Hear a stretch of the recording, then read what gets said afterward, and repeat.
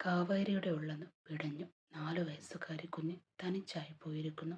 ഭയം കൊണ്ട് വിറക്കുന്ന കൈകളോടെ അവൾ തൻ്റെ മാനേജറുടെ ക്യാബിനിലേക്ക് ഓടിച്ചെന്നു. സർ, പ്ലീസ് സർ, എനിക്കൊന്ന് അർജൻറ്റായിട്ട് പോകണം. വീട്ടിലൊരു പ്രശ്നമുണ്ട്. എൻ്റെ മോൾ അവിടെ ഒറ്റക്കാണ്. 4 വയസ്സേ ആയുള്ളൂ അവൾക്ക്. ഭയങ്കര പേടിയാ അവൾക്ക്. പ്ലീസ് സർ, കാവേരി കരഞ്ഞുകൊണ്ട് അപേക്ഷിച്ചു. പക്ഷെ മാനേജറുടെ മുഖത്ത് ദേഷ്യം മാത്രമായിരുന്നു. കഴിഞ്ഞ തവണയും കുഞ്ഞിൻ്റെ കാര്യം പറഞ്ഞ് അവൾ ഉച്ചയ്ക്ക് ഇറങ്ങിപ്പോയത് അയാൾ ഓർത്തു. എന്താടോ താൻ വിചാരിച്ചത്? ജോലിക്ക് ചേർന്നിട്ട് ഒരു മാസം തികഞ്ഞില്ല, അപ്പോഴേക്കും തുടങ്ങുകയാണോ ഓരോരോ ഒഴിവു കഴിവുകൾ? പോയി പണി നോക്ക്, അയാൾ ആക്രോശിച്ചു. സർ, ദയവ് ചെയ്ത് അങ്ങനെ പറയരുത്. അവൾ തീരെ ചെറിയ കുട്ടിയാണ്. വീട്ടുടമസ്ഥയോട് പറഞ്ഞിട്ടാണ് ഞാൻ വന്നത് തന്നെ. പക്ഷെ അവർക്ക് പെട്ടെന്നൊരു കല്യാണത്തിന് പോകേണ്ടി വന്ന്. കുഞ്ഞവിടെ ഒറ്റക്കാണ്. കാവേരി കെഞ്ചി നോക്കി. പക്ഷെ അവളുടെ മനസ്സലിഞ്ഞില്ല. നിന്റെ കുടുംബ പുരാണം കേൾക്കാൻ എനിക്ക് നേരമില്ല. നിനക്ക് പോകണമെന്നുണ്ടെങ്കിൽ പോയിക്കോ. പക്ഷെ നാളെ മുതൽ ഈ പടി നീ ചവിട്ടരുത്. കാവേരിക്ക് മകളെക്കാൾ വലുതായി ഒന്നും ഉണ്ടായിരുന്നില്ല. കണ്ണുനീർ തുടച്ചുകൊണ്ട് അവൾ തൻ്റെ ബാഗെടുത്തു. അവിടെ നിന്ന് തൻ്റെ മകൾക്ക് എന്തെങ്കിലും സംഭവിക്കുമോ എന്ന ആദി അവളുടെ ഉള്ളിൽ പൊള്ളിക്കുന്നുണ്ടായിരുന്നു. വീട്ടിലെത്തിയതും കാവേരി കണ്ടത് ഗേറ്റിനു പുറത്തുനിന്ന് കരയുന്ന തൻ്റെ പൊന്നു മോളെയാണ്. തനുമോൾ! കാവേരി വിളിച്ചുകൊണ്ട് ഓടിച്ചെന്നു. അവളെ കെട്ടിപ്പിടിച്ചു. അമ്മയുടെ കഴുത്തിന് കെട്ടിപ്പിടിച്ച് ആ കുഞ്ഞു വിതുമ്പി. ഒരു മണിക്കൂറോളമായി ആ കൊടും വെയിലിൽ അവൾ അവിടെ ഒറ്റയ്ക്ക് നിൽക്കുന്നു. അമ്മ എവിടെ പോയതാ? എനിക്ക് പേടിയായി. ഗേറ്റ് തുറക്കാൻ പറ്റുന്നില്ല അമ്മ. കരച്ചിലിനിടയിൽ കുഞ്ഞു പറഞ്ഞു. കാവേരി മനസ്സ് നേറി. ക്ഷമിക്കുമുത്തേ, ഇനി അമ്മ നിന്നെ തനിച്ചാക്കി എങ്ങും പോകില്ല. കരയില്ലേ പാപ്പു, വാ നമുക്ക് അകത്തേക്ക് പോകാൻ. അവൾ വാതിൽ തുറന്ന് മകളെ അകത്തേക്ക് കൊണ്ടുപോയി.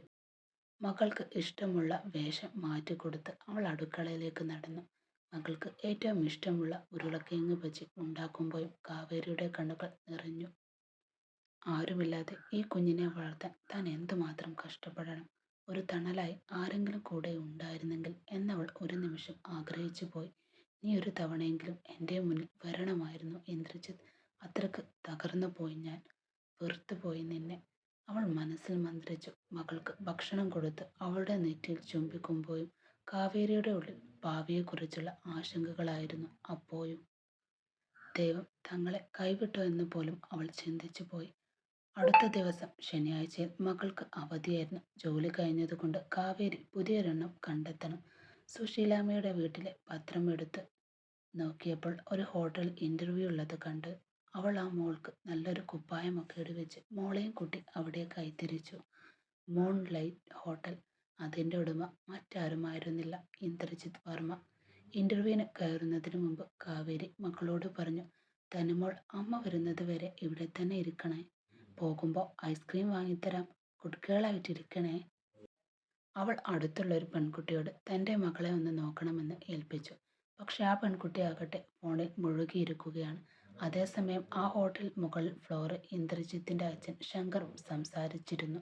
ഇന്ദ്രജിൻ്റെ ഒരു പെൺകുട്ടിയുടെ കല്യാണത്തെ വിസമ്മതിച്ച കാര്യമായിരുന്നു അവരുടെ ചർച്ച. അവൾക്ക് നിന്നെ ഇഷ്ടപ്പെട്ടില്ലെന്ന് നിന്റെ അമ്മ പറഞ്ഞു. നിനക്ക് ഇഷ്ടമായോ തെച്ചു? അച്ഛൻ ചോദിച്ചു. എന്തിന് സങ്കടപ്പെടണം അച്ഛ? സത്യമറിയാതെ ഒരാൾ കല്യാണം കഴിക്കുന്നത് തന്നെ നല്ലതല്ല ഇത്. ഇന്ദ്രജിത്ത് ശാന്തനായി പറഞ്ഞു. പക്ഷേ ഇങ്ങനെ എത്ര കാലം നമ്മൾ വിഷമിക്കും മോനെ? ആ കുട്ടി നിന്റെ അവസ്ഥ അറിഞ്ഞുകൊണ്ടല്ലേ വേണ്ടെന്ന് വെച്ചത്? അച്ഛ, ഒരു പെൺകുട്ടി വേണ്ടെന്ന് വെച്ചാൽ ലോകം അവസാനിക്കുകയൊന്നുമില്ല. എല്ലാവരും ഒരുപോലെയല്ല. മാറാത്ത രോഗത്തെ ഓർത്ത് സങ്കടപ്പെടുന്നതിനേക്കാളും നല്ലത് അത് അംഗീകരിച്ച് ജീവിക്കുന്നതാണ്. ഇന്ദ്രജിത്തിൻ്റെ വാക്കുകളിൽ ഒരു തരം മടുപ്പും അതേസമയം ഒരു നിശ്ചയദാർഢ്യവും ഉണ്ടായിരുന്നു. ഞാൻ ഇറങ്ങുകയാണ്. നീ വരുന്നില്ല? ഇല്ല അച്ഛാ, നമ്മുടെ ഹോട്ടൽ ഗസ്റ്റ് സർവീസ് ജോബിനായി മാനേജർ ഇൻ്റർവ്യൂ നടത്തുന്നുണ്ട്. എനിക്കൊന്ന് പോയി നോക്കണം. നീ പോയിക്കോ. ഇന്ദ്രജിത്ത് പറയുന്നത് കേട്ട് ശങ്കർ തലയാട്ടി അവിടെ നിന്നും നടന്നു നീങ്ങി. താഴേക്ക് പോകാനായി ഇന്ദ്രജിത്ത് ലിഫ്റ്റിൽ കയറി. കൂടെ മറ്റു 2 ആൺകുട്ടികളും ഉണ്ടായിരുന്നു. 3-ാം നിലയിലെത്തിയപ്പോൾ അവർ ലിഫ്റ്റിൽ നിന്നും പുറത്തേക്കിറങ്ങി. ആ നിമിഷം ആരെയും കൂസാതെ കുഞ്ഞു പൂമ്പാറ്റയെ പോലെ തനുശ്രീ ഓടി ആ ലിഫ്റ്റിലേക്ക് കയറി. ഇന്ദ്രജിത്തിൻ്റെ പുരുകങ്ങൾ ഒന്ന് ചുളിഞ്ഞു. അടയാൻ തുടങ്ങിയ ലിഫ്റ്റിൻ്റെ വാതിൽ തടഞ്ഞു നിർത്തി അവൻ പുറത്തേക്ക് നോക്കി. ഈ കുഞ്ഞിൻ്റെ അച്ഛനോ അമ്മയോ പുറത്തുണ്ടോ എന്നവൻ ആകാംക്ഷയോടെ തിരഞ്ഞു. പക്ഷെ പുറത്ത് ആരും ഉണ്ടായിരുന്നില്ല. ലിഫ്റ്റിൻ്റെ വാതിൽ സാവധാനം അടഞ്ഞു. പെട്ടെന്ന് എന്തോ ഓർത്തതുപോലെ അവൾ അവനെ നോക്കി കൊഞ്ചി. അമ്മയുടെ അടുത്തേക്ക്, എനിക്ക് അമ്മയുടെ അടുത്തേക്ക് പോകണം.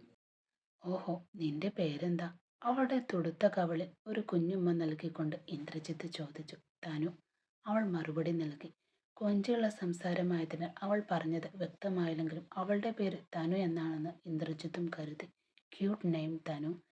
ഈ കുടുമ കെട്ടിത്തന്നതാരാ നിനക്ക്? അവളുടെ തലയിലെ കുഞ്ഞു കവളെ മൃദുവായി വലിച്ചുകൊണ്ട് അവൻ ചോദിച്ചു. തനുവല്ല അങ്കിൾ, തനുശ്രീ. അവൾ വീണ്ടും തിരുത്തി. അവളുടെ പേര് തനുശ്രീ എന്നാണ് മറ്റുള്ളവർ വിളിക്കുമ്പോൾ ഇന്ദ്രജിത്ത് അത് തനു എന്ന് കേൾക്കാമായിരുന്നു. അവളുടെ സംസാരം കേട്ട് ഇന്ദ്രജിത്ത് ഒന്ന് തല ചൊറിഞ്ഞു. ശരി ശരി, നിന്റെ അമ്മ എവിടെയാണ്? അവൻ വീണ്ടും ചോദിച്ചു. അമ്മ എവിടെ? അമ്മയുടെ അടുത്തേക്ക് പോകണം, അവൾ വീണ്ടും വാശി പിടിക്കുന്നത് പോലെ കൊഞ്ചിക്കൊണ്ട് പറഞ്ഞു. അവളുടെ കുഞ്ഞുമുഖത്തേക്ക് നോക്കി നിന്ന ഇന്ദ്രജിത്തിന്റെ ഉള്ളിൽ ഒരു മിന്നൽ പാഞ്ഞുപോയി. ഇന്ന് ഇത്രയും അടുത്തു നിന്നും അവളെ നോക്കിയപ്പോൾ തൻ്റെ മുഖവുമായി അവൾക്ക് എത്രമാത്രം സാമ്യമുണ്ടെന്ന് അവൻ അത്ഭുതത്തോടെ തിരിച്ചറിഞ്ഞു. താനൊരു 4 വയസ്സുകാരനായിരുന്നപ്പോൾ കൃത്യം ഇതേപോലെ തന്നെയായിരുന്നു. ഇതെങ്ങനെ സാധ്യമാവും? അവൻ്റെ മനസ്സ് ചോദ്യങ്ങളാൽ ഉലഞ്ഞുപോയി. ഇതെന്താ ഞാൻ ഇങ്ങനെ? ആരോ ഒരാളുടെ കുട്ടിയെ നോക്കി എന്തിനാണ് ഇങ്ങനെയൊക്കെ ആലോചിക്കുന്നത്? ഇത് ശരിയല്ല, അവൻ സ്വയം തിരുത്തി. മെല്ലെ ആ കുട്ടിയുടെ കവളിൽ ഒന്ന് നുള്ളിക്കൊണ്ട് ചോദിച്ചു.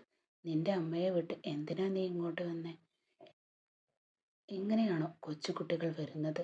അപ്പോഴേക്കും ആ കുഞ്ഞുമുഖം സങ്കടം കൊണ്ട് വിങ്ങിയിരുന്നു. അമ്മ എങ്ങോട്ടോ പോയി, എനിക്ക് ബോറടിച്ചു, അതുകൊണ്ട് ഞാൻ നിന്നതാ. എനിക്ക് അമ്മയെ വേണം. അത് പറയുമ്പോഴും ധനുഷയുടെ കണ്ണ് നിറഞ്ഞു തുളുമ്പി. തൻ്റെ അമ്മയെ നഷ്ടപ്പെട്ടോ എന്ന ഭയം ആ കുഞ്ഞു കണ്ണുകളിൽ നീലിച്ചിരുന്നു. നീ കരച്ചിൽ നിർത്താൻ മാത്രം ഞാൻ കൊണ്ടുപോവാം, അവൻ സ്നേഹത്തോടെ പറഞ്ഞു. ധനുശ്രീ തൻ്റെ കുഞ്ഞു കൈകൾ കൊണ്ട് കണ്ണുനീർ തുടച്ചു. ഇനി മേലിൽ ഇങ്ങനെ ചെയ്യരുത് കേട്ടോ. അമ്മ നിന്നെ കാണാതെ എത്ര പേടിച്ചു കാണും, ഇന്ദ്രജിത്ത് കൊഞ്ചലോടെ ചോദിച്ചു. ധനുശ്രീ സമ്മതമെന്നാണോ തലയാട്ടി. അപ്പോഴേക്കും ലിഫ്റ്റ് ഗ്രൗണ്ട് ഫ്ലോറിൽ എത്തിയിരുന്നു. പുറത്തേക്കിറങ്ങിയ ഇന്ദ്രജിത്ത് ഹോട്ടലിനടുത്തുള്ള കടയിൽ നിന്നും അവൾക്ക് ഒരു ഐസ്ക്രീം വാങ്ങി തിരികെ ഹോട്ടലിലേക്ക് തന്നെ വാങ്ങും. ലോബിയിൽ ഒരു കസേരയിൽ അവളെ ഇരുത്തിയിട്ട് അവൻ ചോദിച്ചു. എങ്ങനെയുണ്ട് ഐസ്ക്രീം? നിനക്കിഷ്ടമായോ? സൂപ്പർ, ആവേശത്തോടെ അവൾ പറഞ്ഞു. ഐസ്ക്രീം കഴിക്കുന്നതിനിടയിൽ ഇടയ്ക്കിടെ അവനെ നോക്കുന്നുണ്ട്. അവൻ അവളുടെ അരികിലിരുന്ന് പുരുകം പൊക്കി ചോദിച്ചു. നിന്റെ അമ്മയുടെ പേരെന്താ?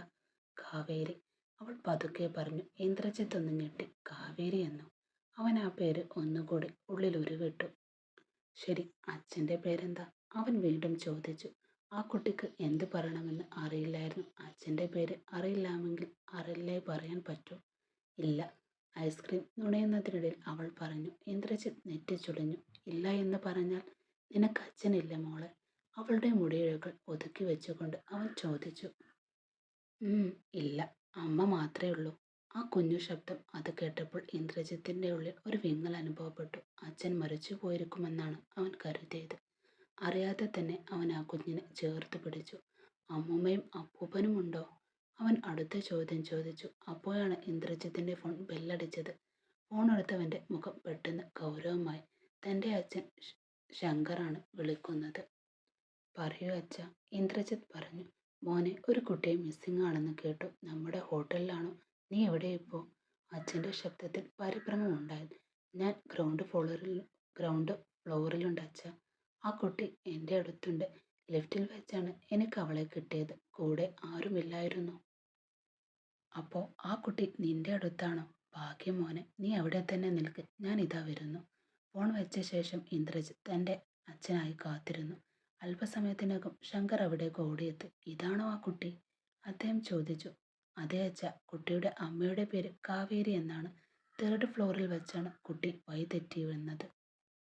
ശങ്കർ എന്തോ ഓർത്തുകൊണ്ട് പറഞ്ഞു. 3rd ഫ്ലോറിൽ ഇൻ്റർവ്യൂ നടക്കുന്നുണ്ട്. അവിടെ വന്ന ആരെങ്കിലും കുട്ടിയായിരിക്കും ഇത്.